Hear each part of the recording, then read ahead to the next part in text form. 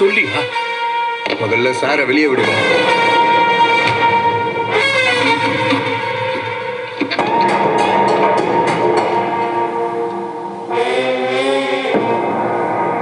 ஒரு திருட்டு பயலுக்காக இன்னொரு திருட்டு பையன் வந்திருக்கான். சீனியர் கிட்ட இப்படிதான் பேசுவியா? ரெஸ்பெக்ட் இல்லையா? பகவந்த் அண்ணா உங்க மேல கை வைக்காம பேசுனதே பெரிய ரெஸ்பெக்ட் தான்.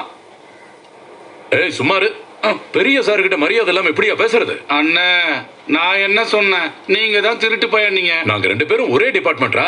1000 இருக்கும். Chong Wei sir ruling party MLA மட்டும் இல்ல, இந்த கவர்மெண்டோட கீ ஃபண்டரும் அவர் தான்.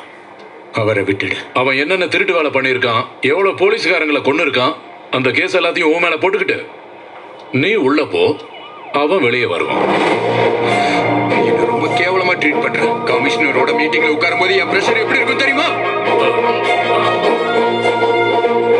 கரெக்ட் தான் ரஃபி சார். மேலதிகாரிங்க பிரஷரை நாமளும் கொஞ்சம் புரிஞ்சுக்கணும்.